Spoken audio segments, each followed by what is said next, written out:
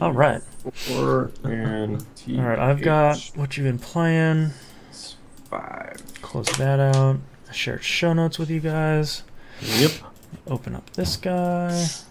So I stopped at not 1, not 2, but 3 mattress stores yesterday. Not one of those motherfuckers were open. On All a the lights Saturday? are in the building. I'm sitting here like shaking the door. I'm like, what the fuck? I guess they don't sell mattresses on weekends now. That I don't know, seems but I drove dumb. by one at 8 o'clock at night going to the Indians game, and sure as shit, there's a fucking open sign at that mattress firm downtown. That's really weird. Fuck. That's super weird. Oh, was I fired up? Sounds Just like want to it. buy a mattress. just Nobody wanna enjoys sleep. this. Yeah, I'm tired. Like, my shoulders and all my joints hurt every morning. Yeah. Like, it's like I'm in agony. Like, I literally flop on the bed and hopefully something cracks enough that I feel better. Hopefully I die, so I'll have sweet release. Yes. Like, catch a night. I don't know, man. That catch a night Casper thing. bed, it's pretty great. You don't have to go to a store and get it delivered or Yeah, nothing. they ship it to you. Yeah. Well, that's part of the thing. Like, I don't know. Like, I don't know what type of bed would fit my needs. Is it soft? Is it firm? I think that's the nice part about... Do they have options for the Casper bed? Like, they have, like, soft, medium, firm? They do? I don't know. Let me I look. didn't buy one. I don't know. My wife just bought one and said, hey, these look great. That sounds like a very good marriage decision. Yeah. All right. These look great. Sure. 100 night trial.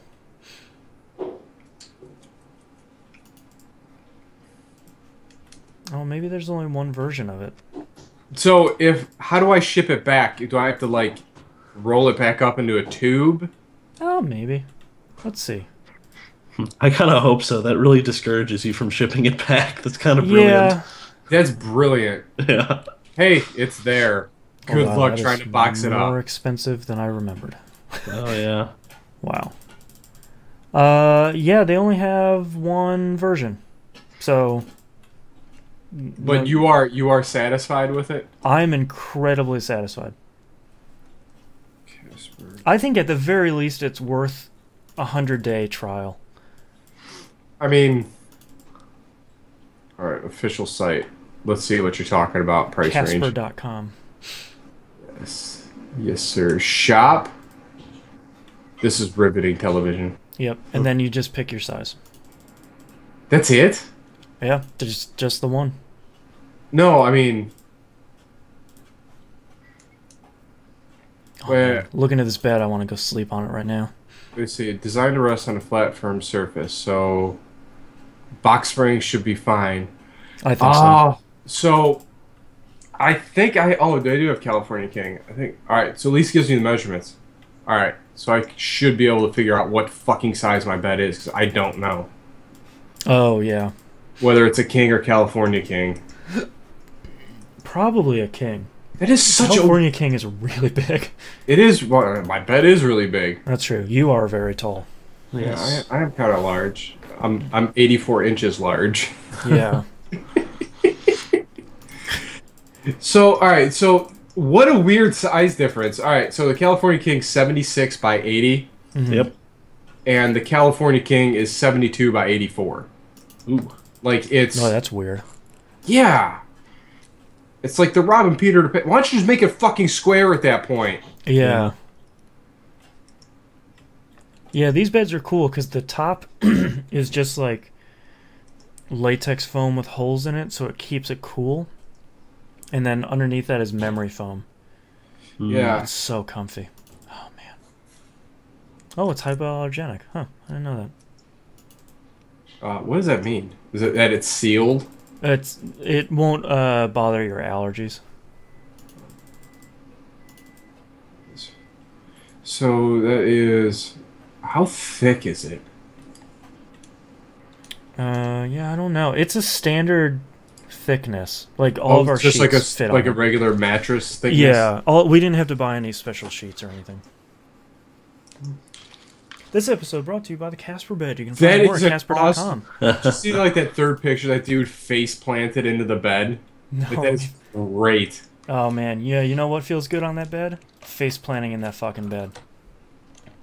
Find out more at Casper.com and start your 100-day free trial. 100-day trial, 10-year warranty.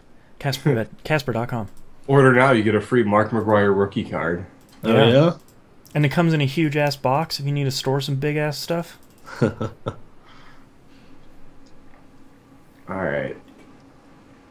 I'm going to pull the trigger. So I got one of those memory foam toppers on it. I'm really satisfied with that feel.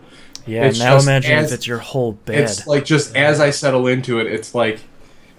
It's not as bad as my old twin mattress that I slept on for since I was like a little kid till I was in my 20s. Yeah. I literally had to sleep in an S shape to go sleep around the springs poking through it. I feel like everybody had one of those beds until you make enough money in your 20s to be like, okay, now I think I can afford a mattress. No, the funny thing was, they replaced the bed that's sitting next to me here. But no, it was... I was sitting there, and my dad came into my room to talk to me, and he sat on a sprig. He's like, what the fuck? I was like, yeah, it's been like that for years. He just looks at you like, I raised you? He's like, what? We're going to the store, like, now. Okay. All right, I guess. And then you sleep on it, and you're like, it's like getting new glasses. We're like, oh, man. Yeah, I was blind. This is the world? Yeah.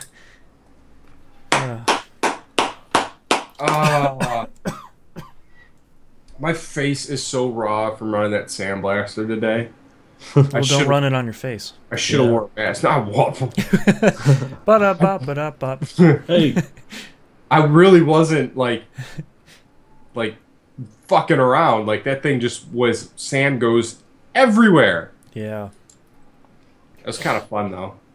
Sounds like it. Just watching stuff just disappear. Just do little circles like.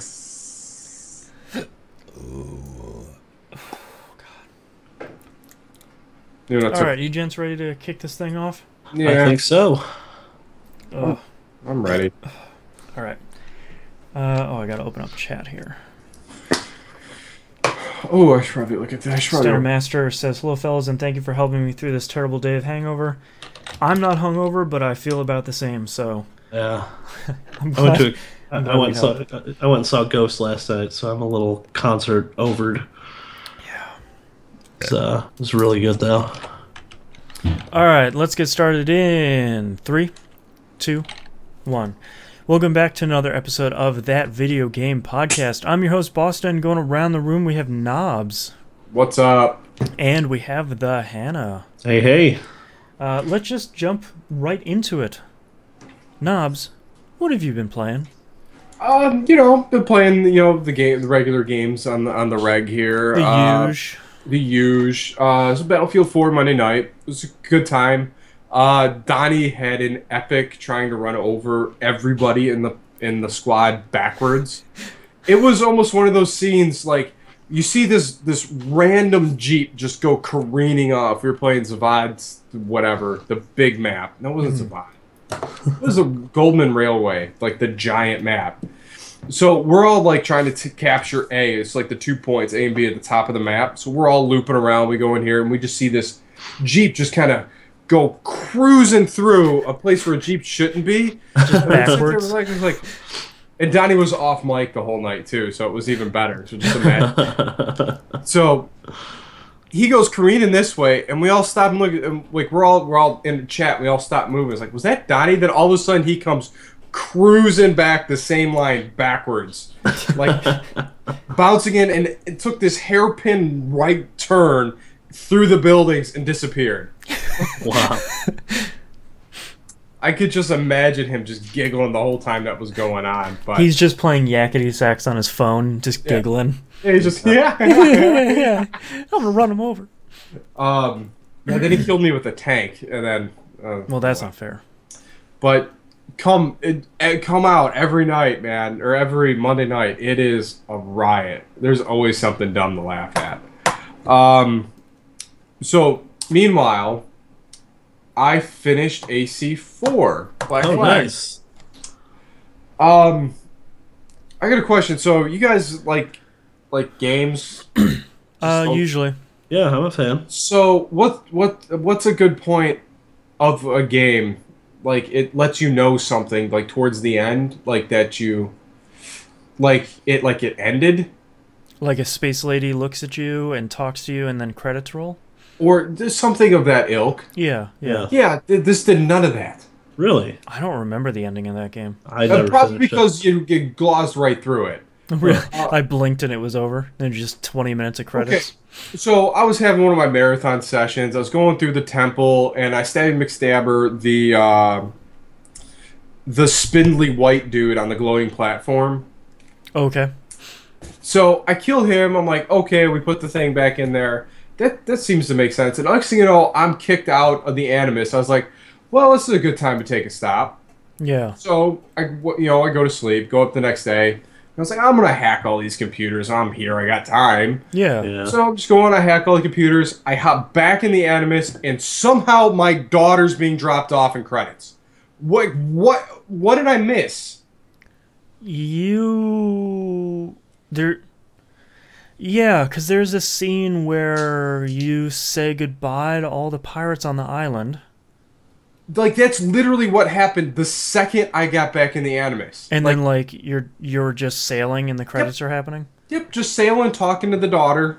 Like, Well, you know, I didn't even know his wife died. Did they let that? that happened real fast, like halfway through the story.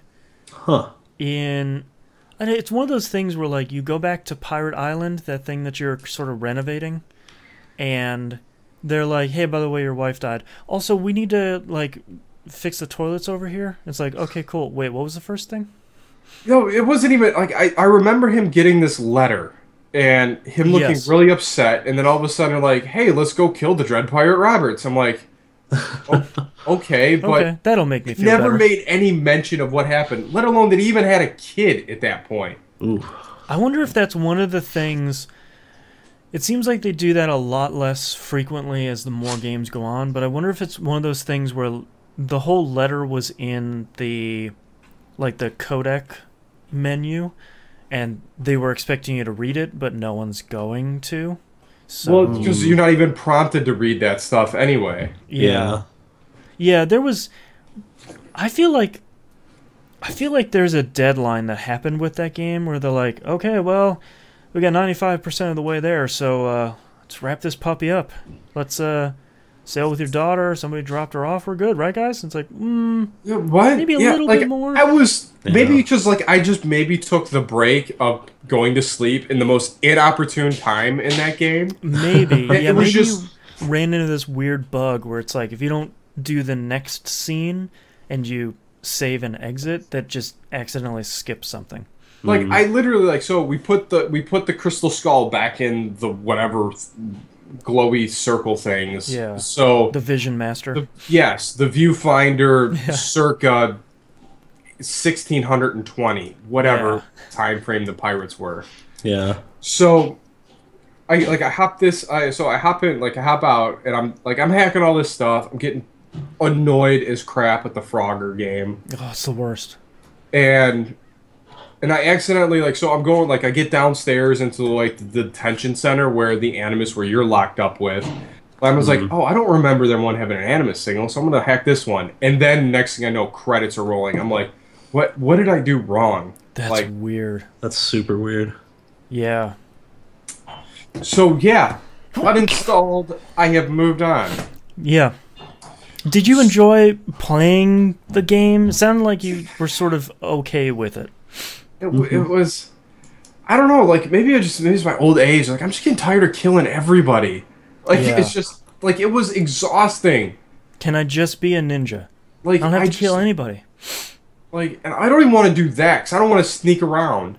I just want to be Mr. Inconspicuous, incognito, all the time. Sort of like what the original trailer of Watch Dogs was. Yes. Yeah. But who's gonna not notice the dude with the bandana over his face, or the dude that's decked out all in white? That's my favorite thing about the Assassin's Creed games. As they continue to go on, in the Middle East, it sort of made sense for 1 and 2. Rogues. Yeah. Yeah. When you start moving into Victorian London, a dude dressed all in white, or even in a blue robe that makes its head look like a falcon. It doesn't really make a lot of sense. You put that dude in a suit, now you're making a little bit more sense. Yeah. Yeah, or at least period-specific times, or period relevant dress. Yeah. Like, that would just make sense. Here's a like, pirate with a white robe, and it's like, no. But it's like, okay, Nope. it's funny. So you're like, all these dudes are all shabby-looking dudes. You got the scruffy-looking blonde hair. You go into a restricted area, hood comes up. I'd be like, it's that guy. Yeah, like, it's that guy over there in a That's the robe. dude that's gonna kill everybody. The one that's crouched down in the corner, he's got the white robe on. Look, he just jumped into some bushes. I think he's up to something. Like, Yeah. Also, he's in a restricted area, so probably not good. hey, what are you doing here? That's a nice hood. What are you really doing here? Yeah, Like, totally not a pirate. See you later. totally not a pirate. I'm not gonna shinky shink. Yeah. Like, I enjoyed that game. Maybe because Revelations and AC3 were so bad that when AC4 came out and it was just kind of a good Assassin's Creed game, not nearly as good as Brotherhood, but kind of solid and didn't do anything egregiously wrong, I was sort of like, sure, we're back on the upslope. Yeah. it's just. As sad as that is, now that I say it out loud. Yeah. This game isn't garbage. Congratulations. That's a pretty low bar. Yeah, well, after AC3, I mean, there's nowhere to go but up. Yep. But I don't know, and like the stuff that was happening in the out of the Animus world was way more interesting. Mm-hmm. Like seeing the trailers and their market testing, the different assassins, whether they should produce this property. Yeah, or all not. the emails and everything. Like, we should make one in Japan, and then they say, no, nobody wants to play an assassin in Japan. I was like, yeah, that's funny. Yeah. So that's what everyone's been asking for like the last 5 years. Yeah. But so that's done. I am probably never gonna go back to it. Even There's though I have no like reason to. 100 things I have to do. Yeah. Yeah. I just don't care. Like, I tried taking on one of those legendary ships, and I was literally not prepared for any one of those fights. I'm like, you know what? I had to upgrade You my guys- ship all the way to take on any one of those. You guys want that corner of the map?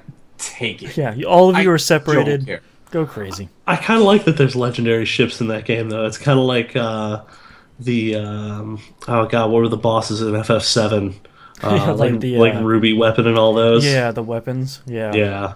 Yeah, it's very much the same thing where it's if you don't come prepared and you don't have your ship upgraded and you don't have like your health full and all your cannons and everything, you will go in there and you will just get wrecked.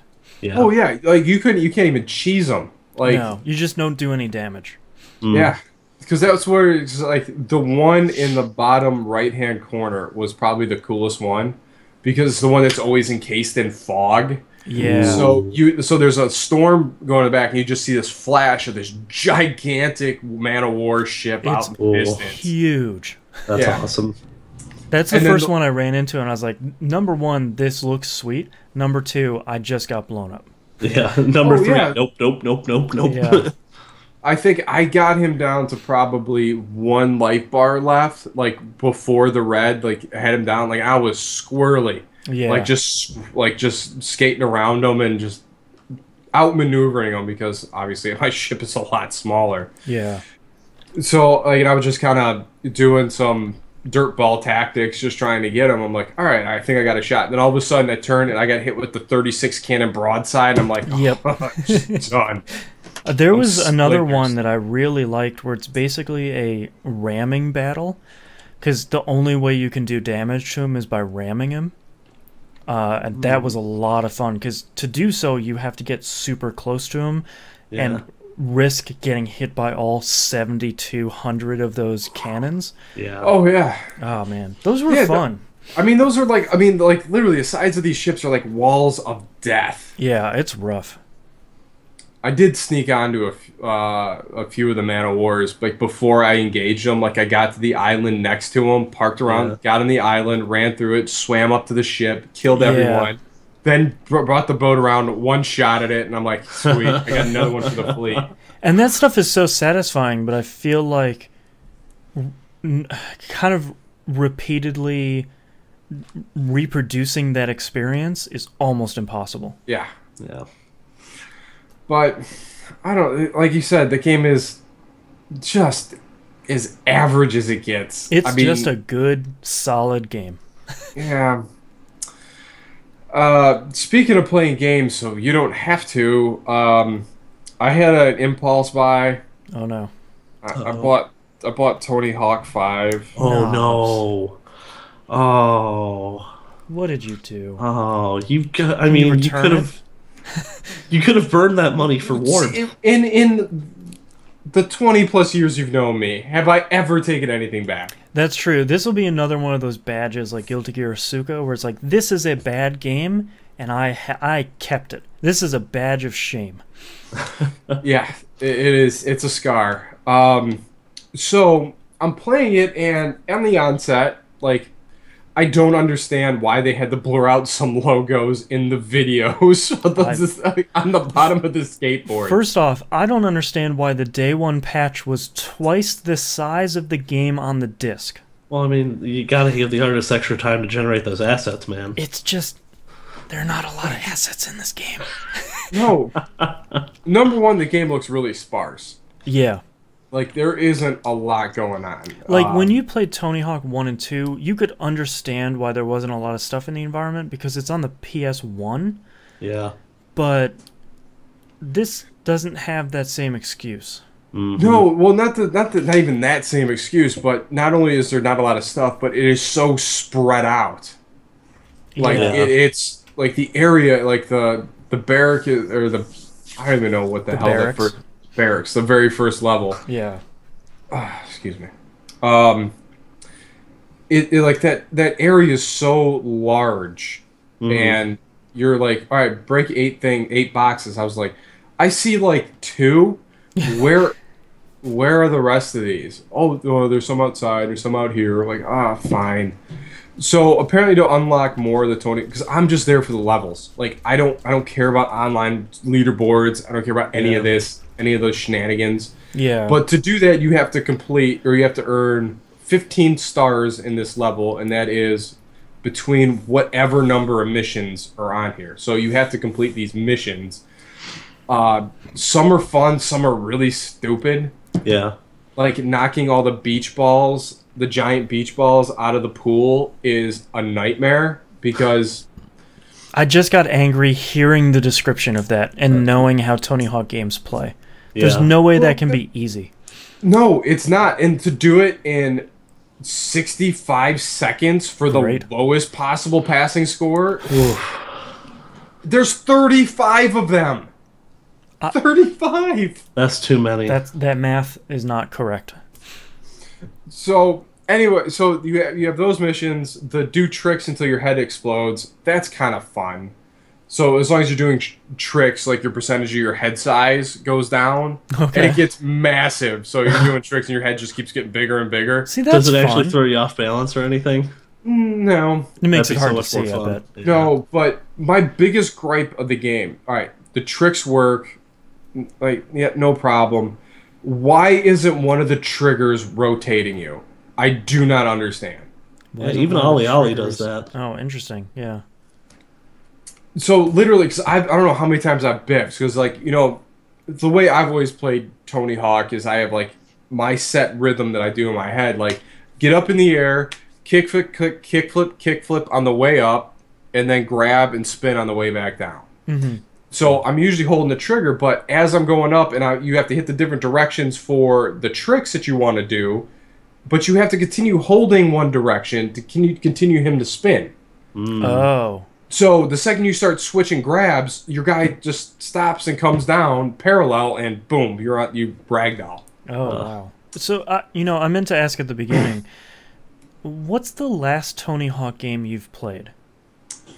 Ooh. I think mine was Tony Hawk 3. Like, I am so far removed from this series. I hated Tony Hawk 3. That was the last one I played. Yeah. But I played the the HD remake of Tony Hawk 1 and 2. That doesn't really count. That was which rough.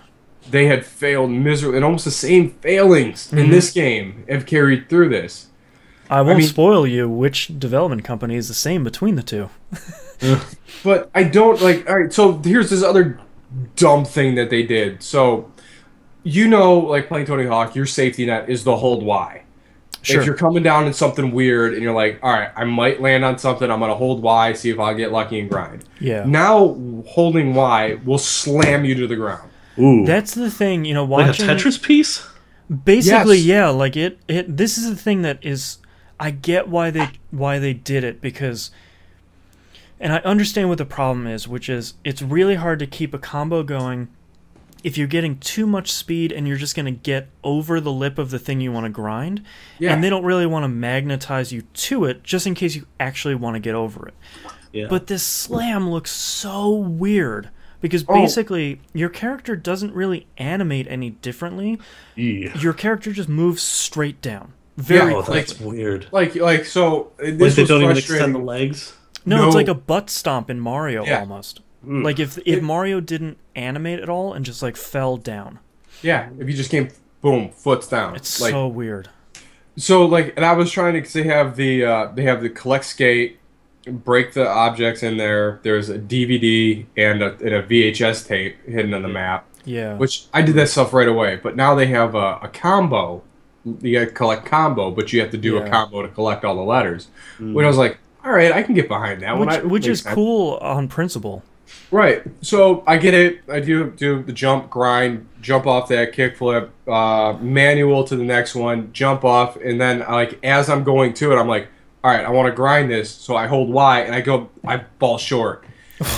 And I'm like, that is not, no. This is not okay. Because I clearly timed the jump to carry myself to that point, and I just drop right in front of the rail. I'm like, Oh. man, this is frustrating. Yeah. But I'm gonna try and suffer through this and unlock all these levels. And so some of the missions are I think Tony says. So Tony puts up a.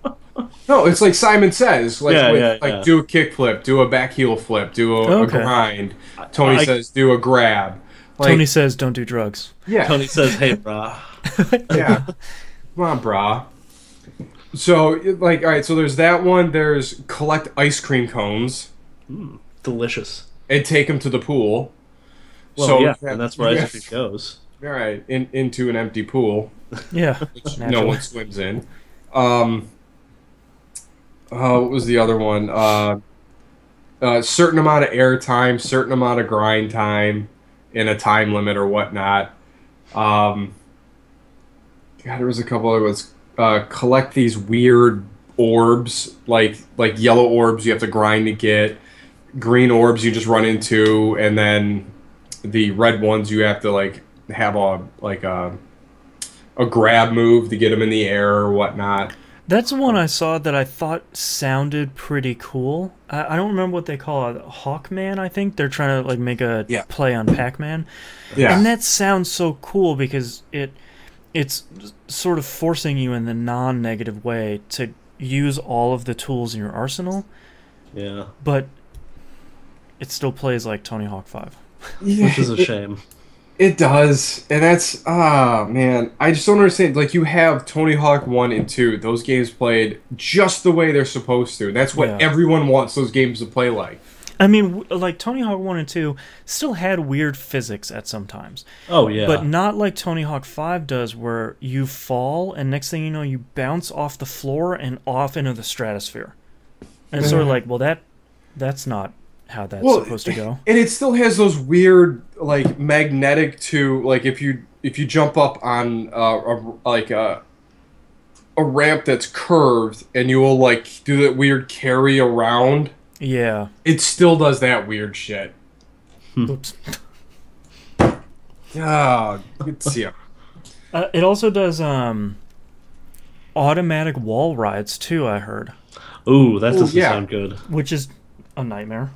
Yeah. Oh yeah, so is the timing the jump off the wall. You can literally go directly at a wall and then like ninja jump off of it. Oh, like stick to it and bounce Right. back.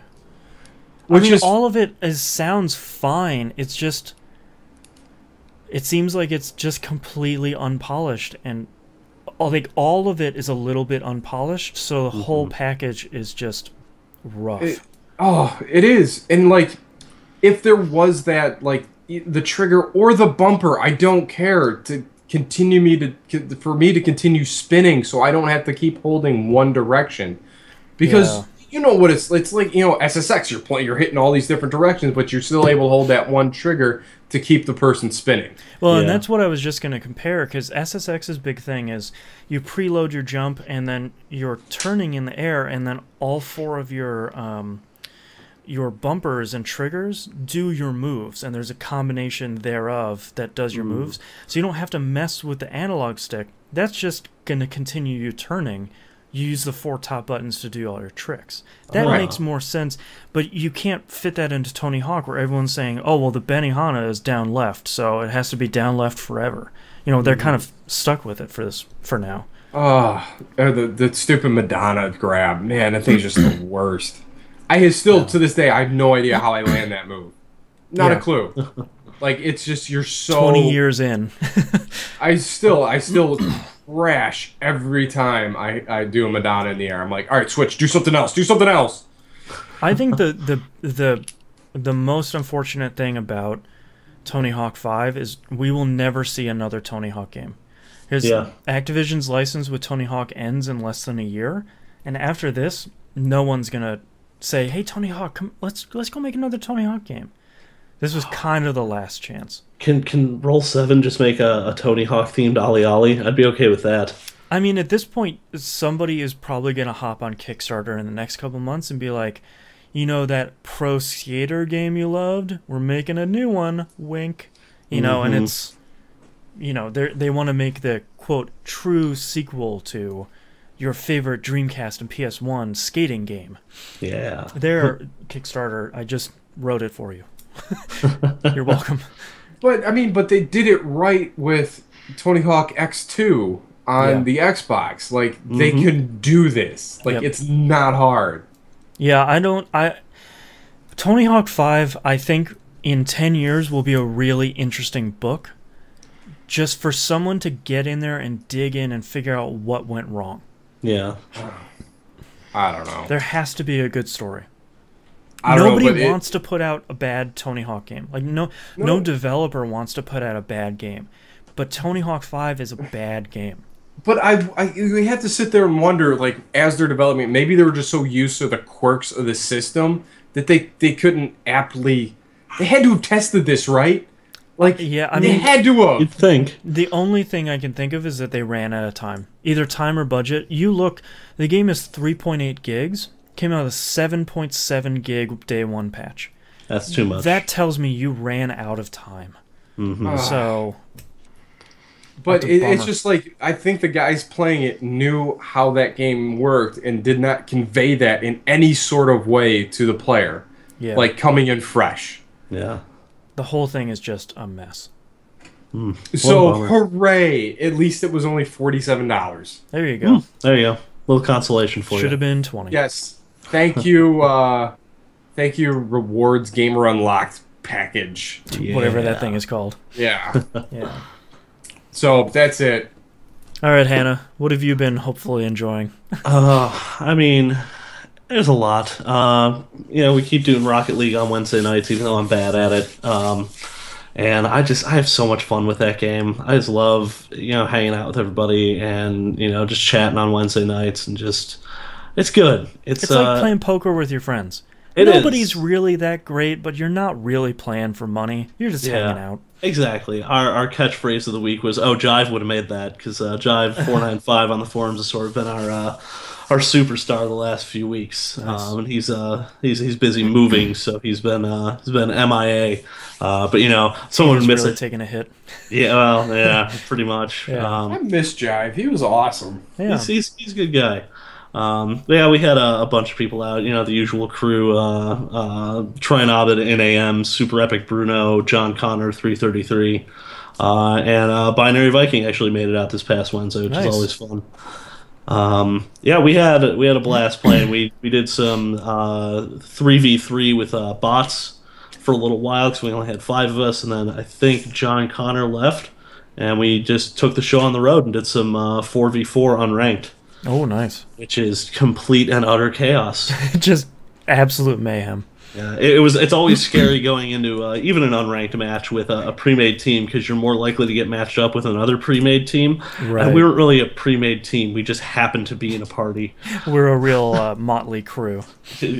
Yes. Hey, some of Minus those turns Steve. out to be the best games. Remember we used to do party versus party Yeah. on Left 4 Dead? Oh, those were. And Sometimes then the- we would just get steamrolled by a team Yes. that was way better than us. When Yeah. you start seeing dudes doing aerials and actually hitting them, we're all like, "Oh no, we might be in trouble." Yeah, I'm just gonna turn my car over and lay down and die. Yeah, That's- when that first tank rolls out, that was your indicator. That first tank rolled out, depending on how fast they killed it. Yeah. You're like, yeah, we're in for a long night, boys. Yeah. I think my favorite thing though is when we get online and we get those real close matches and they you just get a tipping point in the middle and it goes one way or the other. You'll be like 3 minutes in and nobody has scored, and then one of the two teams will score. If it's you, great, because that builds your momentum. If it's the other team, it steamrolls any momentum you had, and like they get two or three more like immediately. Oh, jeez. Seems to be the theme. So we had some good even matches. Had a couple nice 1-0s, and then there was one game where it looked like it was not going to go well for us. I managed to sneak in a goal with like 3 seconds left and tied it up, pushing it into overtime. I think inevitably we lost that game, but it was a hard fought overtime, and always fun to get that last second goal. Man, what a game. And with that news that just came out that they're putting up servers in Asia for the game, that's going to be really interesting. Nice. There goes the competitive scene. Really. Yeah, the Japanese esports leagues are gonna really move in. They're gonna be like, oh yeah, I get this immediately and just destroy. Yeah. Played a little bit more Metal Gear Solid 5, not too much. I've been I think I got open world fatigue on this one again. Yeah, we were talking about this before the show, and you were playing this and Red Dead at the same time, so it's both open world desert games. It's sort of like that's one too many. Yeah, for sure. So I've been trying to, figure out palate cleansers here and there. But yeah, MGS5 is still a really great game, but like I have moments where I just get so frustrated with it, and I'm like, oh, God, stop being so open world. That's why I just need to put it down for a couple days. Yeah, I haven't touched it since I finished it. I kind of finished it, and I was like, okay, I need to take a breath here. Well, it's funny. I was going to play some more of it yesterday, and then I sat down and I was like, you know what? I'm in front of my computer. Let's load up Massive Chalice for a little bit, because I haven't touched that in about a week. And I ended up playing that until I went to the concert I went to last night. Man, that game is so good. Yeah. There's so many little things about it. I love and hate the fact that all of your heroes age out of your Vanguard. And suddenly, you've got like a whole new set of, not only people, but like different classes to have to play with. Yeah. And at one point, so the cool thing is, so there's 3 base classes. You have the Hunter, the Alchemist, and the Caberjack, which is basically just a dude swinging a giant log. Which might be my favorite base class for any game ever, because it's just such a cool, like they fight with battering rams. Yeah, it's pretty cool. But if the whole point of this game is to protect the land from the cadence, and you have a map, and you can set up keeps and different like things in each area of the map. And when you set up keeps, you assign a regent, and you assign them a partner, and then you marry them off basically. And you can get new classes by like pairing up a hunter and a caberjack, or a hunter and an alchemist, or an alchemist and a caberjack. And so at one point I had 2 castles that were producing nothing but the alchemist caberjack combo, the blast capper. And I actually had a fight where I literally, my only choice of people, because I was kind of low, I had lost a few people, was just nothing but blast cappers. Oh, jeez. So I was going in full melee mode against stuff I should not have been meleeing. Yeah. I forget what they're called, but they're these like kamikaze units that have like 13 health, and you can kill them in one hit. The problem is they explode and they're corrosive, so you take more damage from regular hits after that, and you take like 1 or 2 damage per turn depending on how many times you got hit with this. And that's not, you don't want melee characters in that situation at all. But I felt like I didn't have a whole ton of direct control over what I had, and it forced me to adapt my strategy to it. And I kind of love it for that. Yeah. Because most strategy games, like, you're going to find like a combination that works for you, and you're going to exploit that until it doesn't work anymore. Which, if you find the right one, you may never have to change up your strategy. Mm-hmm. But in this game, like, you were constantly, like, you can go stretches of, like, 15, 20 years without a combat. When you do that, like, everybody ages, and there's actually an enemy that will age your character if it hits you, which is even worse, because if you get hit once, it's 5 years. If you get hit again, it's 10 years. So you keep getting hit by this enemy, and, like, you just die of old age mid-battle. Well, that was one of the things I had a really hard time with, because I would get such a great party together, and I play a lot of SRPGs, so you're used to, and even if you play XCOM, you're used to having your squad. Yeah. And you say, okay, man, that battle went really well. And then you go back and you do some research, and you fast forward time a little bit. Yeah. And you go back to the battle, and 4 of the 6 people are dead now, because you just passed 20 years, and it's just like, oh, well... Okay, now I got to figure out what else I'm going to do. But it puts more reliance on the your ability to sort of mix and match your different classes and figure out what your play style is. My play style is definitely, I like boom strikers. Yeah, they're like the alchemist hunter combination. I think so. And man, they are brutal. They can get up next to something and just take a really good swipe at it for a solid amount of damage, and they become really accurate, far, like AoE throwers. Their area of effect is smaller, but they can throw farther, and they're more accurate at a distance. So like, I can kill like 5 things with one toss if you get a really lucky like layout with the enemies. Yeah. And it just feels so good when you can do something like that.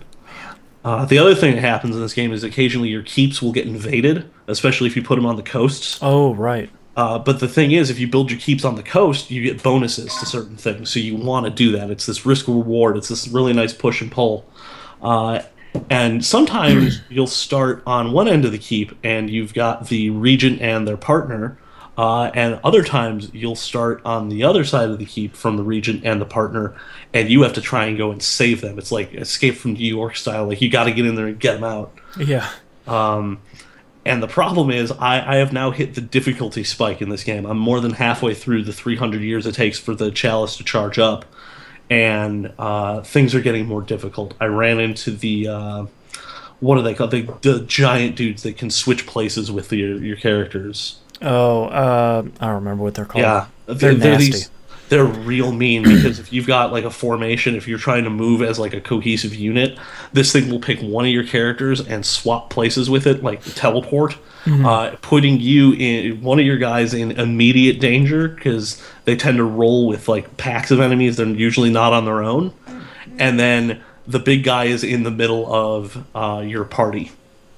Yeah. So you're basically just like, okay, we need to take this thing down real quick. Yeah. And there's ways around it. There's certain abilities you get as your characters level up that let you don't necessarily see the enemies, but you see where they are, because the fog of war in this game is really sort of pervasive. Unless you can you have direct line of sight to those squares, you can't tell what's in it.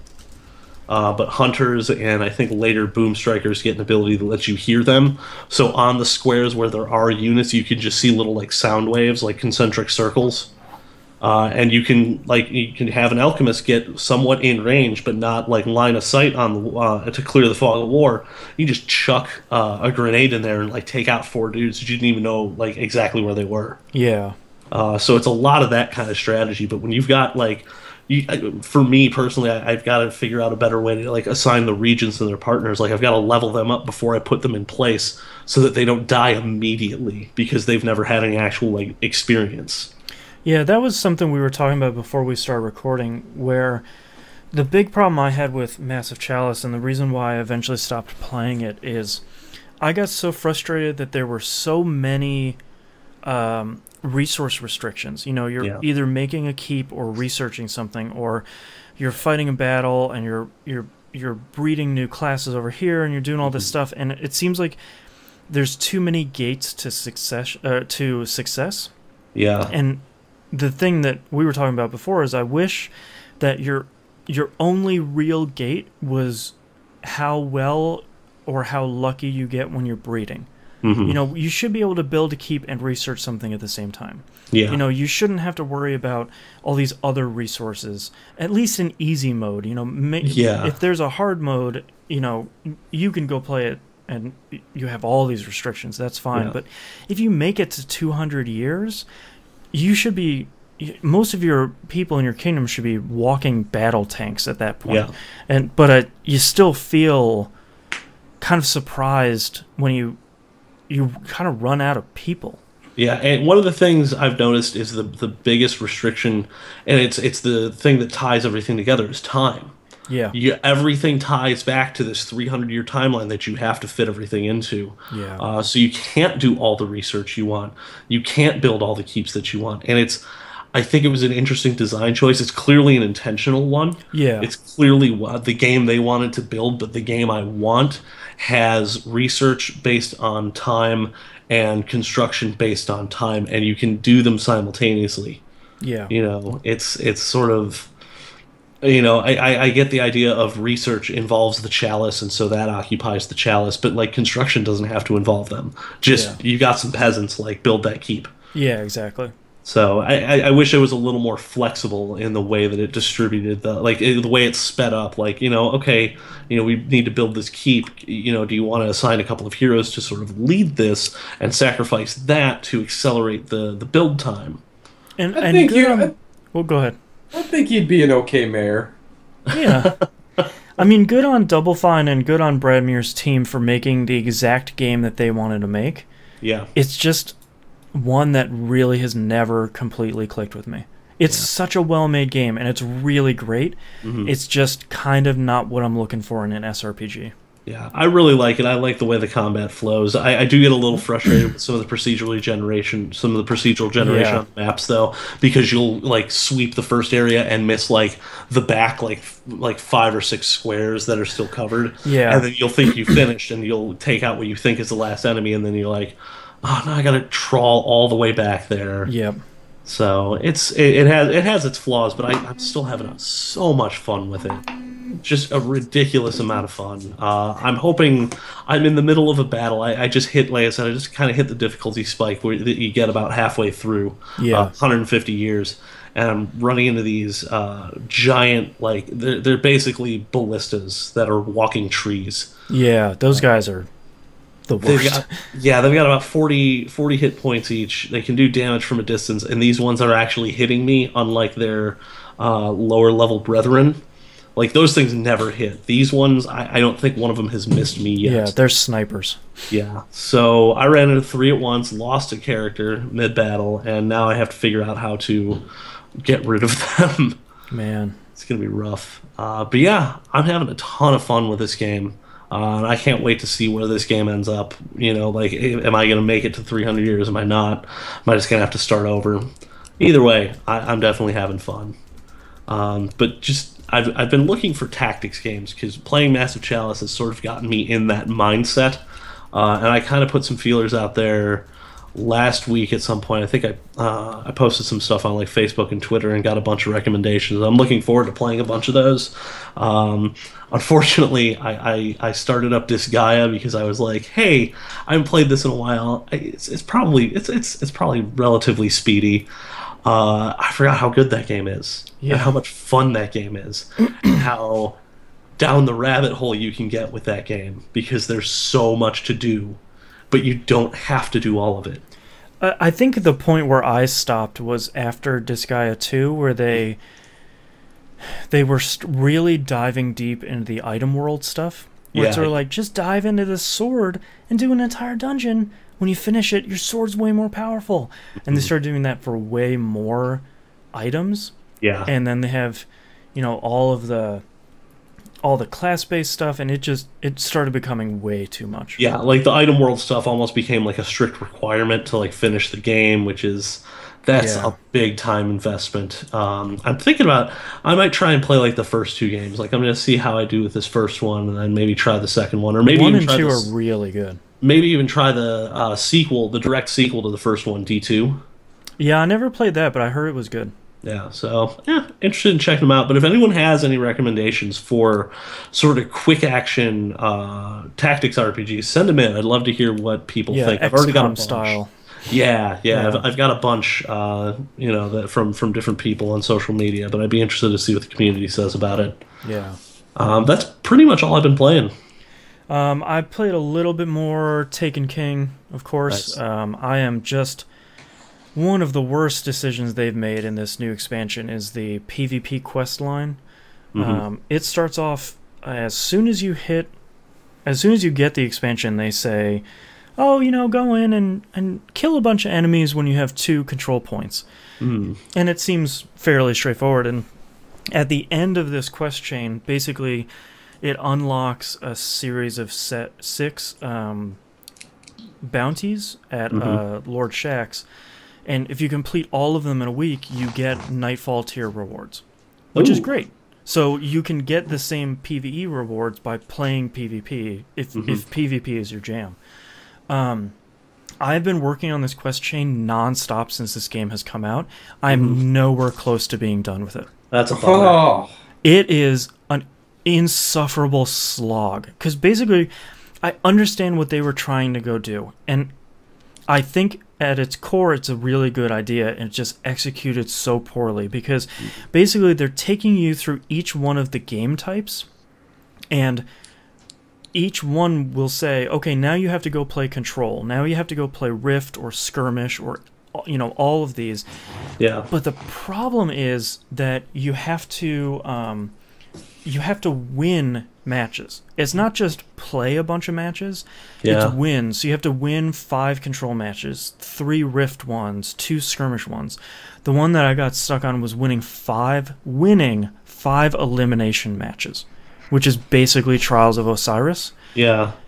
And at that point, I was like, okay, I've played all of these match types. I've done everything.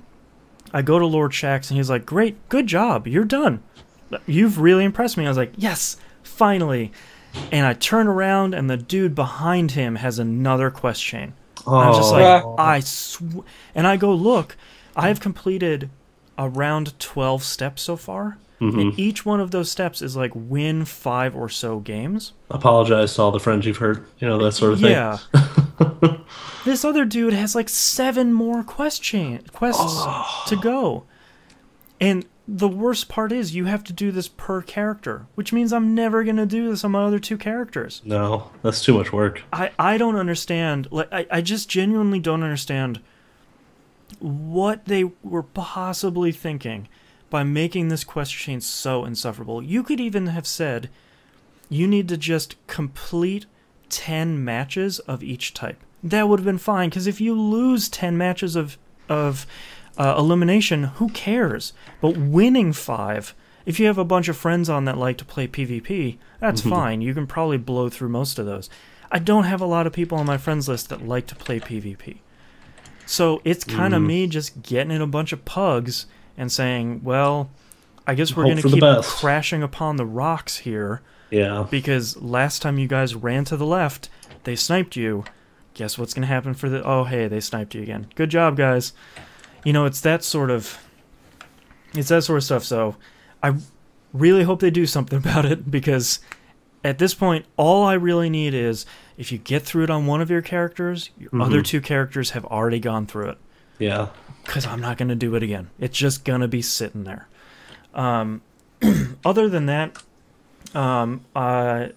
2 members from the community, Hot Sauce Steve and Death2K, and I tried to get the Black Spindle this past week, which is now the hardest thing I have done in Destiny. Oh, yeah? It is... so there's... If anybody remembers the Black Hammer from Year 1... They basically carried that into Year 2 and made it an exotic. But you have to play this mission when it comes up as a heroic mission, you have to speed run your way through the mission and not wipe. And then instead of near the end of it, instead of continuing on the path, you actually have to take a different way and go to where one of these House of Wolves strikes were. It's normally closed, but with this sort of combination of things, you can go in there, and there's a timed quest. If you complete the quest, which is just kill this boss and every single mob in this dungeon in 10 minutes, you get this gun. Wow. It's so hard. Yeah. We tried it 7 times. Hostile Steve was, I think, 300 light.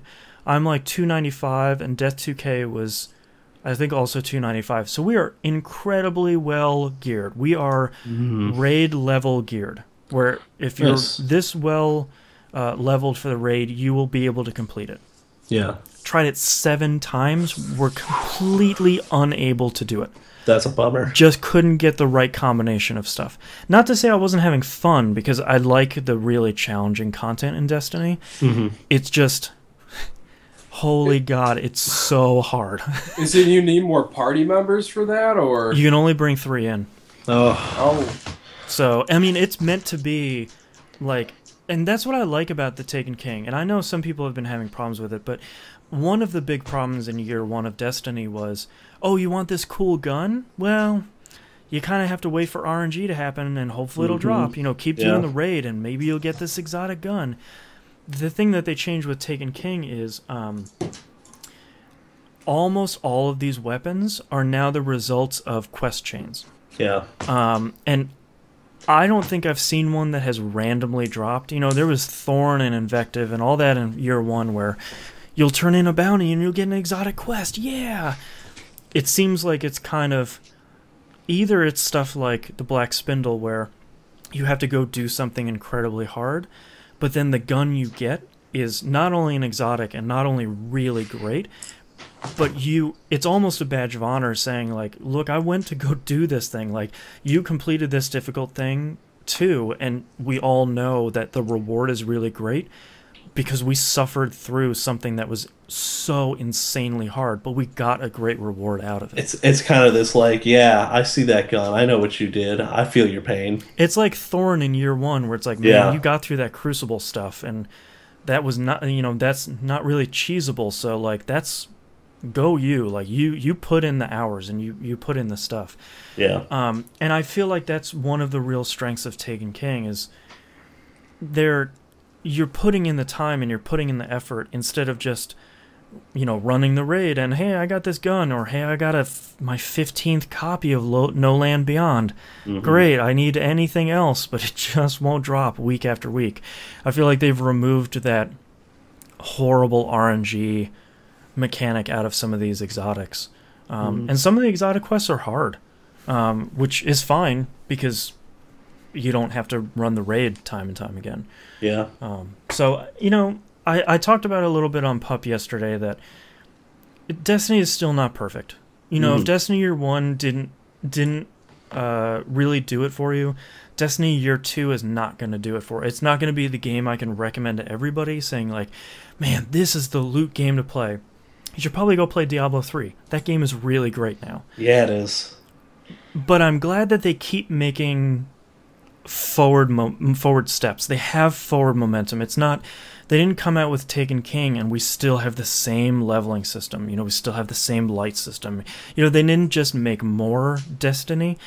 They looked at what the problems were and they resolved them, and they're as I've always said, they're listening to the players and they're continuing to make improvements. And created new ones. Yeah. Yeah, and to be fair, created new ones. I mean, a lot of people think that because how much Destiny I play means that I kind of ignore what the problems are. No, I've put over 800 hours into Destiny. Ooh, I absolutely know what the problems are. Destiny still has a lot of problems, but the quality of life stuff is way better. The leveling system is way better. The exotic quests go a long way towards resolving some of those problems. You know, the stuff they've done with legendary marks has gone a long way to resolving problems. But, you know, there's still a lot of grind, and there's still a lot of stuff that has you going through missions backwards, or go through this mission, but at this part, take a left. You know, like, that sucks. You know, that's not the stuff that we want to see. We don't want to see, hey, run this mission again, but there's a different boss at the end. We want to say, hey, I've gotten to the end of this exotic weapon quest chain, and now here's a whole different mission with brand new voice acting in a totally different area as a reward for going through 30 hours of this other quest. Yeah. So, you know, it's stuff like that, you know, hopefully now that they have the framework down, a lot like World of Warcraft did, now that you have the framework down, you can keep building your production pipeline, you can keep getting better at doing what you're doing, and continuing to improve the game, and I hope they keep doing that. You know, it's been bandied about that Activision has a 10-year contract with them for Destiny. And I could see them lasting 10 years, but they have to be a lot more agile with releases, especially with tuning and fixes and stuff like that. Yeah. So here's hoping. But on basically the entirely opposite end of the spectrum, Persona 4 Dancing All Night came out for the Vita this week. And man, guys, it's actually a good game. Really? So it's I've never played a rhythm game like this, but it seems like it's popular on the Vita. I think the Hatsune Miku games do a similar system, where it's basically, you have two sides of the screen. You have triangle, circle, and X on the one side, and on the D-pad you have up, left, and down on the other side. And you push the buttons as notes come towards those buttons on the side of the screen. Okay. It almost reminds me a lot of if how they would have made Elite Beat Agents if it wasn't touchscreen. Very much the same, like tapping on this stuff, holding this stuff, pushing two buttons at the same time. Sounds a lot like Space Channel 5. Yes, it's very much like... down, left, right, choo, choo, choo. Yeah, less choose, unfortunately. But it's very similar to Space Channel 5 in the way that it's a very simple game. You know, there's only push buttons, hold, and then release buttons, and then push two buttons at the same time if the notes are connected. And that's kind of it. The tutorial was pretty quick, but thankfully the difficulty ramps up pretty nicely. So once you start getting into the hard songs, they're throwing kind of a lot at you at the same time. So the game itself, there's like 29 tracks in the game. I always forget how nice that screen on the Vita looks. Man, especially with something that has so much style like a Persona game. So many colors. It's so cool. The thing I was really surprised about is the story mode. It's very similar to Persona 4 Arena, but there's way more voice acting this time. It's almost completely voice acted. Excuse me. Bless you. Thank you. So good looking. Yeah. And I think I'm kind of impressed with how much they put in this game, and that it actually turned out to be a good game, and it's a Persona 4 rhythm dancing game.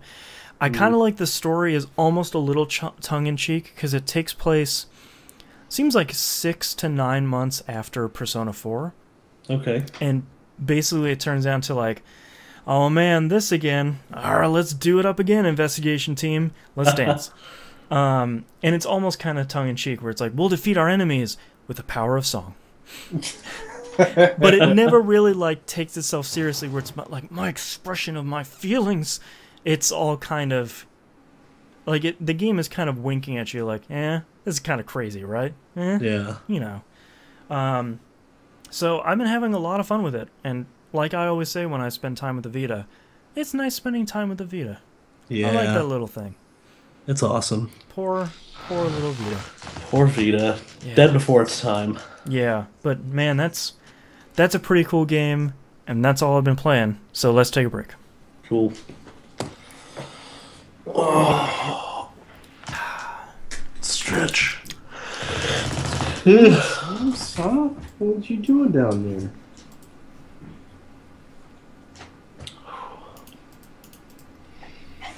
All right, I'm just gonna take a little nap here. Just yell when you need me.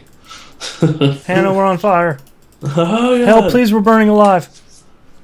Get out of your house. That's really all I can do from here. NYC Badger in chat says, I wonder what the percentage of Destiny players moved into year 2 versus those that walked away. Yeah, I don't know. I feel like there's a pretty good minority of people that have, like me, that have stuck with it pretty constantly throughout it. Yeah. But I know there's a lot of people that played year 1 and hit level 20 and said, oh, to get higher I have to get better gear and it's random drops. Yeah, I think I'm done. Yeah.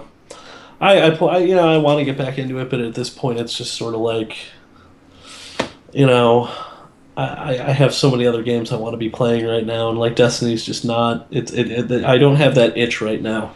Yeah, it's like what Musum and I were talking about. He thinks that he's just gonna stick to the yearly Game of the Year editions of Destiny. Yeah. Because at that point, you get a better price for a whole big packet of DLC. Yes. And then by that point, they've probably fixed all the BS from the DLC that was released in the past year. Yeah. So it's like, oh man, you don't know what we had to do. It's way easier to play this stuff. Yeah. I think that's a good choice. Yeah. You probably get a ton of. I mean, if you pick up Destiny, the Legendary Edition or whatever stupid name they gave the Year 1 and Year 2 collection. Yeah. I think that's a pretty great package. I think so too. I really don't like the fact that the Taken King is $40. Like, I think that's my biggest hurdle right now. Is I don't want to drop $40 on a game that I know I'm not going to have a ton of time to play. I would almost wait until the Legendary Edition is way cheaper. Yeah. Because all the Legendary Edition is a disc with a download code. Yeah, and I wouldn't even buy the disc at that point. I would literally just buy it on. I would just buy it online. Yeah. The only thing is that's probably not going to go on sale. Yeah. So, although they might have a PS Plus sale, who knows? Yeah, I do want to get that digitally though, because I'll probably play it more if that's the case. Yeah, it's just always be in there. Yeah. Yeah. That's why I didn't go physical with MGS5. Oh right. Well, and plus I was but you didn't get this cool hand.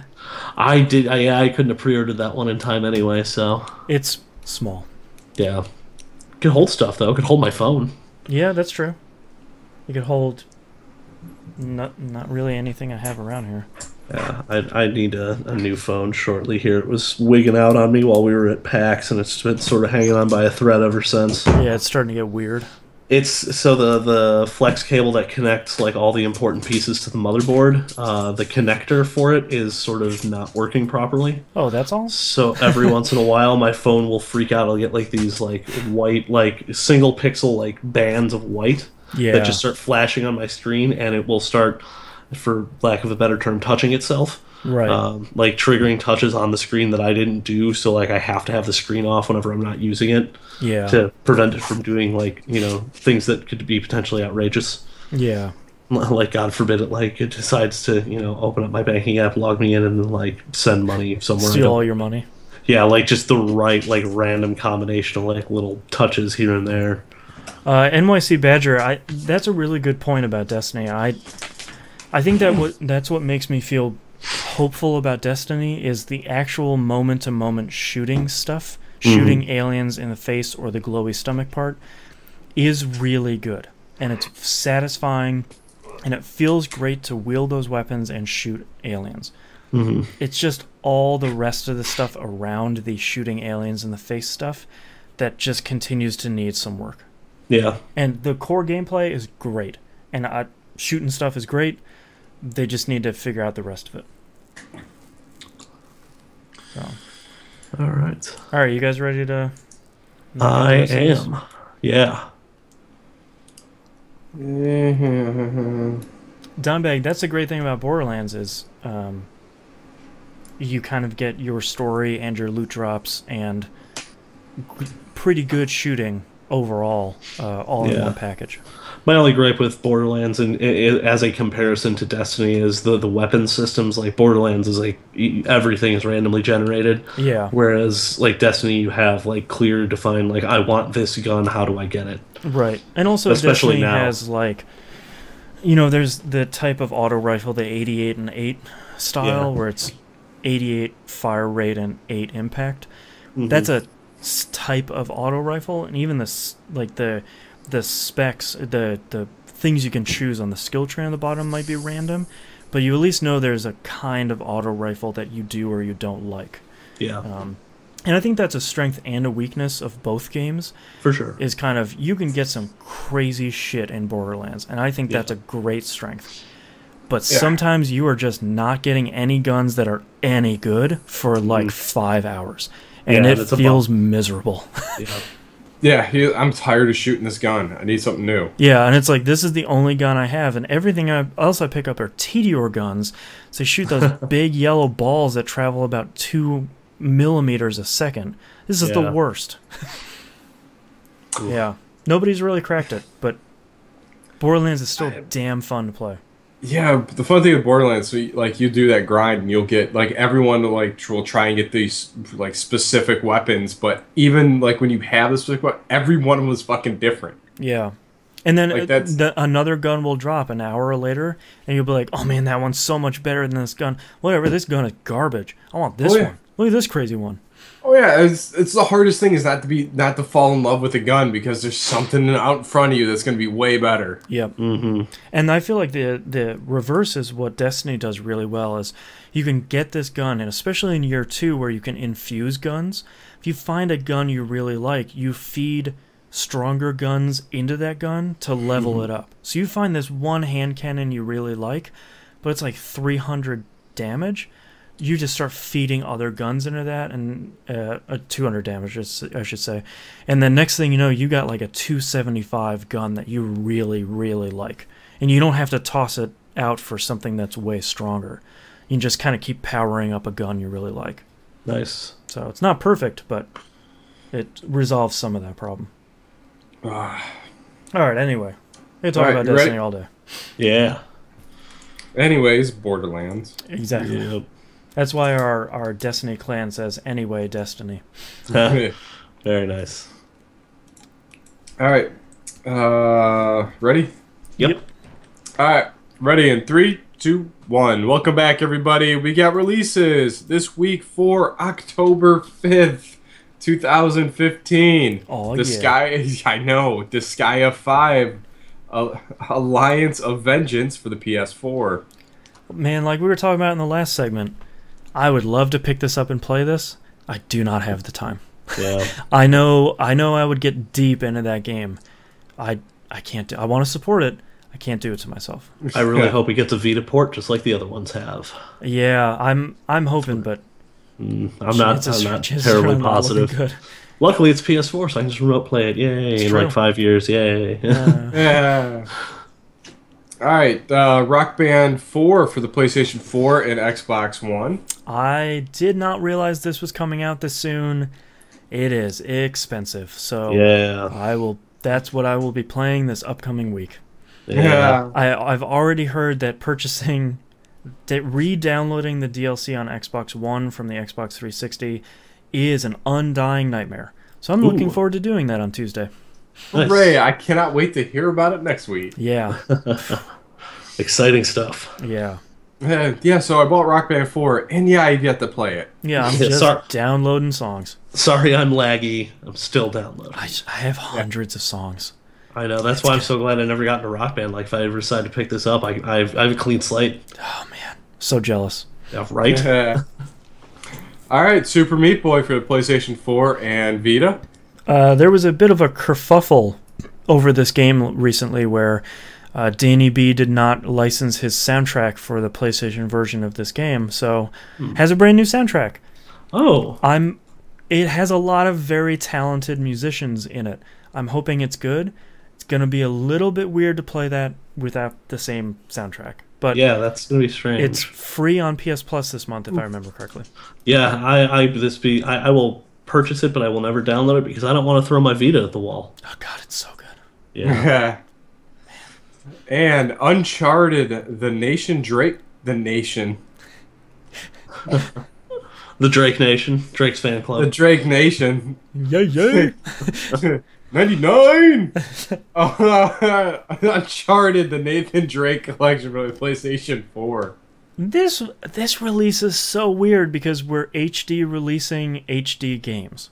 Yeah, I love it. It's redundant. I mean, the only thing I've seen that they have fixed is there's none of that stupid 6-axis walking across log stuff in Uncharted 1 anymore, which is great. Oh. But you can get these games for pretty cheap on the PS3. Yeah, you can. You can probably play them on PlayStation now. Yeah. So, I don't know. I don't know. Having it all in That's one a place on the cash modern system, grab. though, pretty nice. Yeah, I mean, they're great.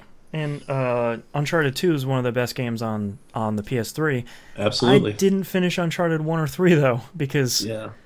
1 is rough, and 3 just did not interest me at all. But I man, finished 1 and 2, and I never touched 3. 2 is so good. Yeah. Love it. All right, let's move on to news stories. Lucky Palmer, the founder of Oculus VR, says that Oculus Rift will probably cost more than $350 when it comes out. Yeah, that's about where I thought it would be. Yeah. $400 range. He said the unit will cost, quote, roughly in that ballpark, but it's going to cost more than that, end quote. Probably. Probably more than likely bet on it being that. I think he comes out and he says something really interesting that I'm sure will get lost in the comparison to the Gear VR. Yeah. Is he's saying, yes, these 2 development kit units were cheaper because we didn't make them very well because they're development kits. Yeah. And we didn't really mean for a lot of people that aren't developers to pick up those things.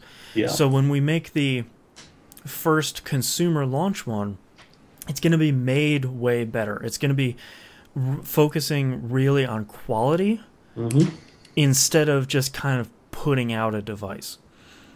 I can respect that. Yeah. But I think they're going to have a really hard time.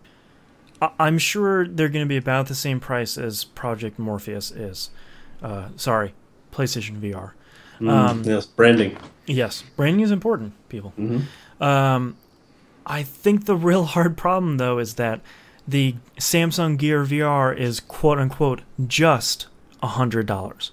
Yeah. You also have to have a Samsung Android-based smartphone with it. Which is like but, $600. Yeah. Unless you're on contract, and then it's a disguised $600. Right, it's a secret $600. Yeah. I think that's going to be something that they have to really work to get over is, why am I going to spend $400 over here when I can just spend $100 over here? And I can use it on my phone. You know, I think that's going to be one of the really hard things to get over. I don't think anybody was expecting it to come out at $200. No, absolutely not. Like my hope was like my lowest end hope was probably 300. Yeah. But after experiencing that thing, I have to say like it's going to be just a matter of time until I get one of those, you know? It's not like an if, it's a when. Yeah. Yeah, when all the stars align and you have 300 extra bucks and there's enough games and Yeah. you know, the price is right and all this other stuff, but yeah, I don't know. E3 next year can be pretty interesting though. Yeah, definitely. Also, how do you show VR really well? You tour that thing, man. You get in a bus. You bring some like Kleenex, PlayStation bus again. some Clorox wipes with you to wipe the gross off it after A lot everyone of tries Purell. it. A lot of Purell. Yeah. Just fire hoses of the stuff. Yeah, just dunk them. Just a lot of moist towelettes. Yeah. Next news story: Square Enix has canceled the incredibly ridiculous Deus Ex pre-order scheme on Steam. I'm so happy this happened. I clicked on it. I just started looking at it. I'm like, so what were they asking you to do? So, Knobs, if you and your friends pre-order this game and more people pre-order it, you'll get free stuff. And hey, if you guys do a good enough job, we'll release the game 4 days early because you guys are so nice and pre-ordered it very, very well. Yeah. They took the idea of pre-order like pack-ins to like the nth degree, and like I like their line in the press release about saying, oh well, you know, we didn't want to have to do retailer specific pre-order bonuses. We wanted to make all the pre-order bonuses available to everyone, so this was our solution. Yeah. And I it's mean, not really a solution, it's just sort of a new facet to the problem. yeah, because they kind of took that and they smushed Kickstarter stretch goals into it. Yeah. Yeah. And the thing is like at its core, it's not really inherently a bad idea. No, not at all. It's just the way that they were going about it seemed really weird. NYC Badger in chat says, I don't think this is the last time we'll see this tactic. No, Tales of Zestiria on PC is doing it right now. If Yeah, people, we've if seen people this before, pre-ordered too. enough, you got another Tales game for free.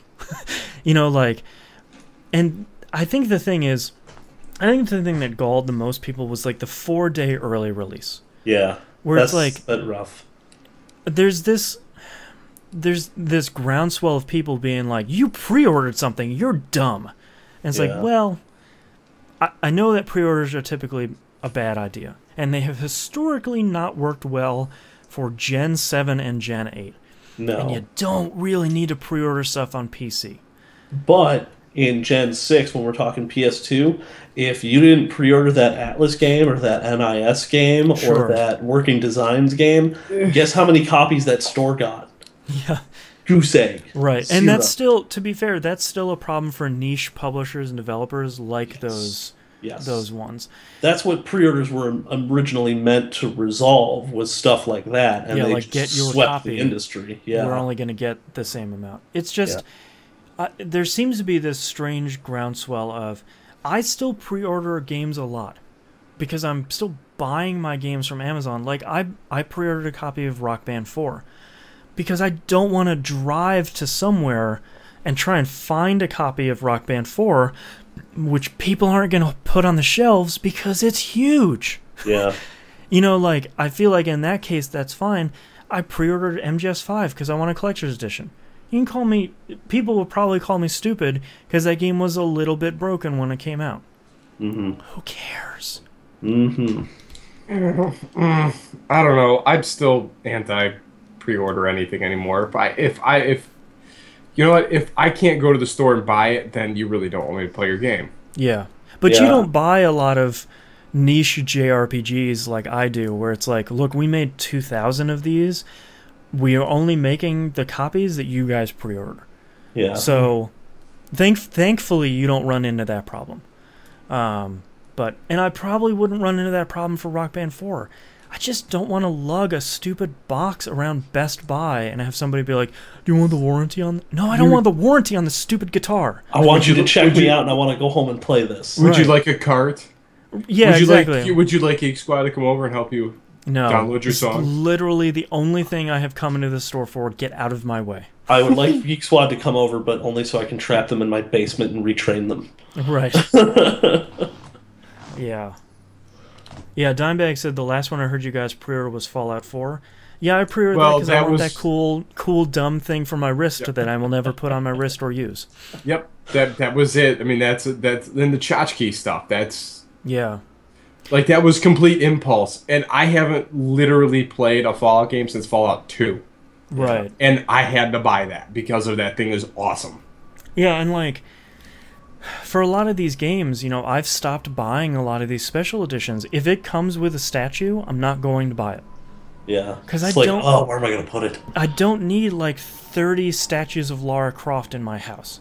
I don't need posters. I don't need... I just don't need stuff. Like, there's the occasional thing that I'm like, okay, cool, I want that. Like, when I sat through the gameplay demo for Deus Ex to get the little Adam Jensen figure at PAX, I wanted that. He goes on my desk. That's where he lives now. Yeah. And it's awesome. But, like, anything else, I'm kind of like, eh. Yeah. I don't know. Interesting about Square Enix, and it definitely will not be the last time we see it, but hopefully it will be... I don't have problems with it inherently, so hopefully it's handled a little bit more gracefully in the future. And really surprisingly weird news story, TBS, the cable channel, has started a professional video game league, which in and of itself is not surprising. They will also be broadcasting esports matches on TBS. Really? Which really is weird. I think it's a really great thing. It's just very unexpected. I kind of love the idea of Ted Turner, like not just having his own, like, esports team, but coaching it. I don't understand these video games, but be less bad. Yeah, they're going to be showing 20 live esports events next year, including playoffs and a championship round centered around not a Dota, surprisingly, but Counter-Strike Go. Oh, wow. What? Okay, Which that way. I could have sworn. I'm surprised that they didn't pick Heroes of the Storm. Same here, but or LOL maybe, but they are going deep, and they're going getting hardcore right out of the gate and just going with CS:GO. That's awesome. Well, something like that's a little more instantly accessible. That's a good point. Yeah, I mean, you can understand, hey, this team shot other dudes in the face better than the other team did. Well, the only problem is the way most CS players play. You're not going to tell that they shot somebody in the face. You're going to see that they bring their sniper rifle up to their face, and then they're suddenly holding a knife after they've taken a shot. Yeah. Yeah, weird sort of... There'll be a lot of slow-mo replays there. Yeah. Yeah. A lot of two-frame grabs. Yeah, I think that's super cool, and I think that's the sort of stuff that esports really needs, as a lot of traditional sports commentators have been pushing back against esports. I think it's interesting to see a fairly large cable channel put a lot of weight behind a game. G4 tried to do it a long time ago, and that was way too early for that stuff to happen. But I feel like now, with how much better graphics are and how much better commentators are for this sort of stuff, maybe this has a chance. It seems likely. So it seems like an interesting experiment. Yeah, good on you, TBS. Good on you, ESPN, also for sticking to your guns, even though people hate you for showing esports stuff. Who cares? Keep showing esports. Yep. Yes. The more it's out there, more people are going to start getting interested. Hey, what was that thing we saw? Yeah, what's that video game that we were watching? Yeah. All right, let's move into emails. Gino from Warrenville, Illinois. Yeah. All right. I know where that is. There you go. I had a friend that lived there once. Well, I don't necessarily call him a friend anymore. I do not know Gino, no. Okay, well, he says, hey, long-time listener, first-time writer, love the show. Thank you for writing in. Thank you. While listening to a different podcast, how dare you, I heard Super Mario Bros. 2 being raved about. I didn't originally enjoy it, but going back to it, I found it to be fun. Are there any games you guys didn't like at first, but went back to and found enjoyable? As always, keep up the good work. My first experience with XCOM was really, really negative, and then I went back and I was like, oh, no, I actually do like this. That's actually probably my example, too, where I picked it up and I'm like, man, XCOM, jeez, this is fine, but it's the squad, and I don't know. And I picked it up probably like 4 months later. I was just like, oh, hello. This game is really good. Yeah, it is. I don't know why I had a problem with it originally. Who knows? Just being pissy. Yeah. Need a snack. Oh, man. I would say Lament of Innocence. Castlevania PlayStation 2. Because I was so jilted after playing that N64 3D Castlevania game. Oh, wasn't everybody? You mean the one we don't talk about anymore? Yeah, that one. Yeah. So, yeah, I really tried to play that game. Like, really tried. And then I played this one, and I was like, oh, man, it felt that a lot of the stuff was the same. And I'm like, no, this isn't going to work. And then ended up loving it by the end. I would say another one for me is also Metroid Zero Mission. I had started that and was kind of like, oh, yeah, it's just, it's all right. They remade Metroid 1. Like, who cares? Yeah, who cares? But then you really get into it and you start, you get a good flow going. The only issue I've ever had with that game is that, once you start to get near the end, it sort of gets really weird with where you have to go and, how you have to get to places. Yeah. And, the fake, lava and stuff they would have. Yeah, I forgot. Oh, God. And, once I figured that, that was, the twist over for me, no, I'm not going to try anything on this floor. I'll just end up dying because I'm going to go into the acid or the lava. And then it's like, oh yeah, by the way, that's what you're supposed to do. It's all an illusion. Gotcha. The floor is lava. But is it? Yeah. Magic. Yeah. Magic. I don't know. I feel like I I either suffer through a game and just kind of get through it, or I drop it pretty quickly and I never really give it the chance and go back to it. Yeah. There's just so many games. I was hoping to give Red Dead another chance, but I just don't care. Well, like, it's so... some of these open world games are just so intimidating, too, because people are saying, like, oh, I spent 30 hours just finishing the picking plants mission, and you're like, I can't even... Yeah, like, how is that fun? Well, and also, too, it's like mowing your lawn with a fork, like... Well, and also, too, like, Rockstar games... Rockstar makes really hard-to-love games that you are a pariah if you don't love them. Yeah. Red Dead Redemption is not a great game. It is fine, and it has a lot of problems. But it's a solid game. Got an interesting story. Sure. It has a great beginning and it has a great end, and the middle is just rough. Yeah. But, like, how dare you talk bad about Red Dead Redemption?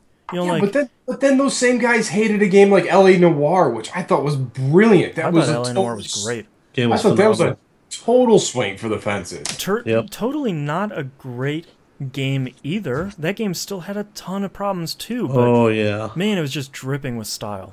I want to be I want to go middle ground here. I'll kill you. What? Yeah. Yeah. What? Who? Yeah. When did the pistol whip button come out? Yeah. Oh, that would have been a great button to have in that game. I would use that a lot. Yeah. Yeah. I don't know. All right. And our last email here from Simon R. It's a very long email that has some very questionable language for the show, so I'm not going to read all of it. All right. But wants to talk about Phantom Pain sort of spoiler-free and gives a couple of tips here. One of them, which I did not know. Saying it is possible to fast travel in Mother Base. Did not realize this. Yeah. You get yourself on the little orange platform, get in your box, and you will be able to travel to any district. Like you can do on the battlefield with those orange platforms where you steal the invoices. Yeah. I didn't know you could do that in Mother Base. That would have saved me I don't know how many hours. I only go to the command platform. Like now I'll actually be able to visit the other platforms. Yeah, you can go see the animals. Yeah. They're chilling. Yeah. See your bear that you got.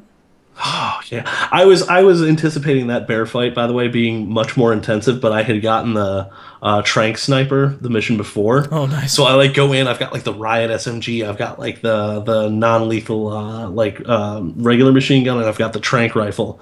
And I see him, and I'm like, okay, I'm gonna open with the trank rifle, and then I'm just gonna unload with the rest of the stuff. I get one shot of the trank rifle to the head. He drops like a bag of hammers. Jeez, that was. I was like.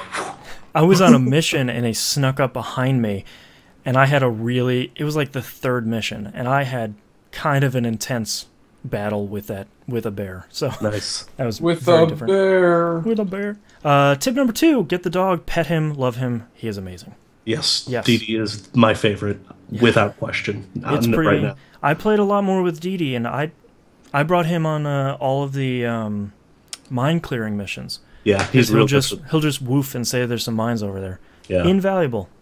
Well, and I had a situation where I had Quiet scout a base, and I roll up to the front door, and I get shot at immediately because she only flagged the enemies that she could see, like, from the little base. Perch. Yeah, and if it was Dee Dee, he would have been like, hey, man, check it out. There's like 4 dudes there. Hey, man, woof. Hey, yo, you don't want to go up there. Yeah, yeah. And the last little bit of this email, he has some problems with Quiet.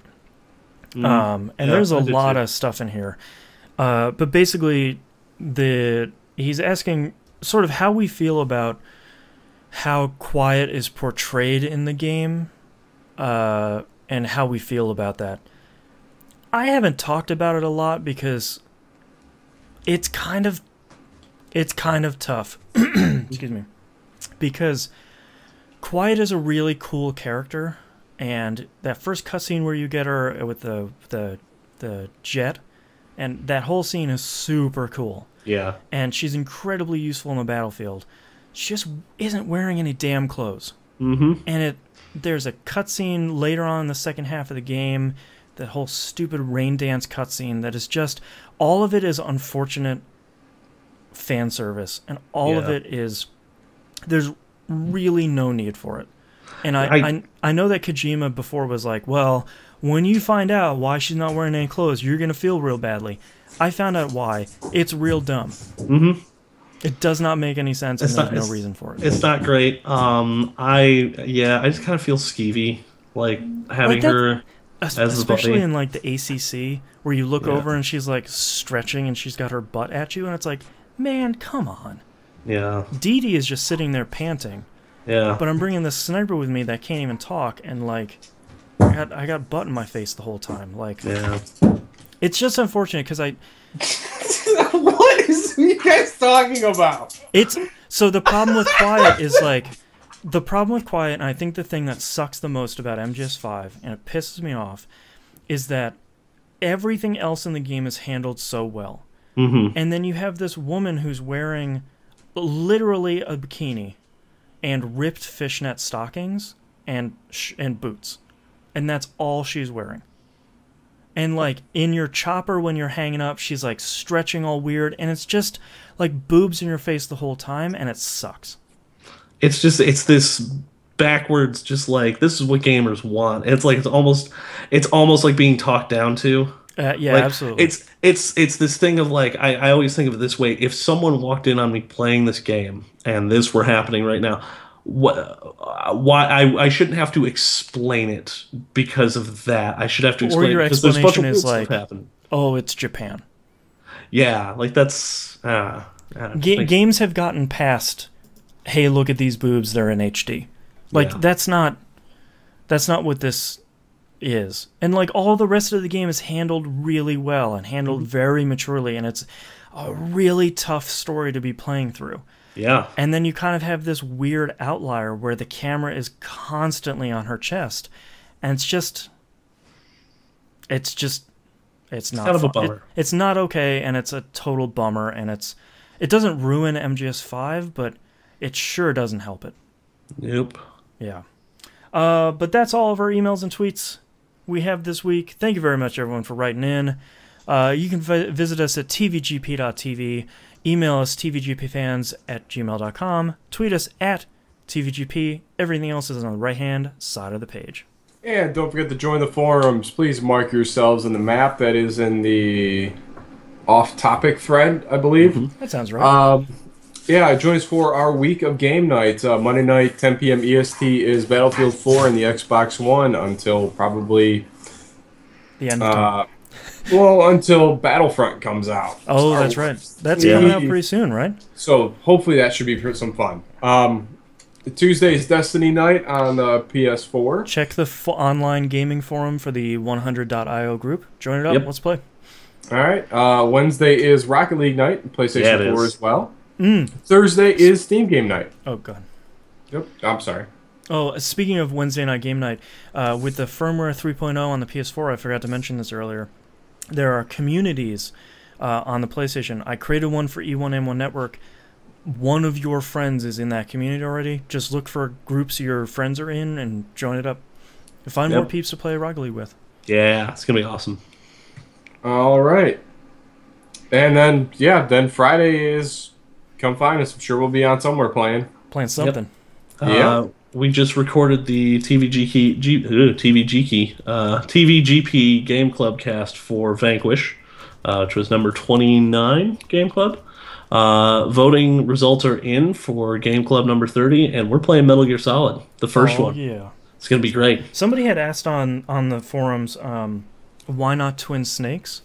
So there's a number of things. I was really tired and sort of out of it by the end of the Game Club cast to really get it across. So I don't think it comes across there. But there's a lot of extra stuff in there, and the cutscene direction is sort of ridiculous and matrixy, and it's tonally very different from the original game. Yes, and some people prefer it, and I absolutely respect that. But I feel like in the spirit of Game Club, you kind of want to play the original version of the game. Absolutely. You can, for extra credit, please go play the Twin Snakes and you can experience MGS1 with first-person shooting, which is pretty fun and breaks the game wide open. Oh, yeah. But the rest of it is odd. It is, and I think I said this on the Game Club cast. I don't think that should be your first exposure to the Metal Gear universe. Right. I don't think it's pretty different. The first game still holds up pretty well. I've actually played and beaten it within the last year. I think it's still a good game. I think you can still play it. And Twin Snakes is, while good, it just doesn't convey the story in the same way. And there's a couple of voicing changes that I'm kind of against too. Yeah, a lot of weird stuff. A lot of little weird stuff. Yeah. But it's not a bad. It's certainly not a bad game. It's just not how I would recommend going about playing the series. Yeah, but you should still play MGS1 because it's really good. Yeah. And don't forget you can watch this show live, twitch.tv/E1M1 Network, and check the YouTube channel for archives of all the shows on here, including TVGP Pup and the Game Club. Yep. Thank you very much, everyone, for listening, and we'll see you all next week. Laters. Peace. All right, I have 5 titles here. All right, what do you got? Where a Jeep Shouldn't Be. Ooh, okay. Tony that's a good Says Don't Do Drugs. Okay. Nation Drake. Yeah. Secret $600. And Oh, It's Japan. All right. I've got regular games on the reg. He Killed Me with a Tank. Go Back to Pirate Island. I'm Tired of Killing Everybody. Mr. Inconspicuous. This Game Isn't Garbage. Dirtball Tactics. As Average as It Gets. Badge of Shame. Get Lucky and Grind. We'll Defeat Our Enemies with Dance. The Drake Nation, Nation Drake.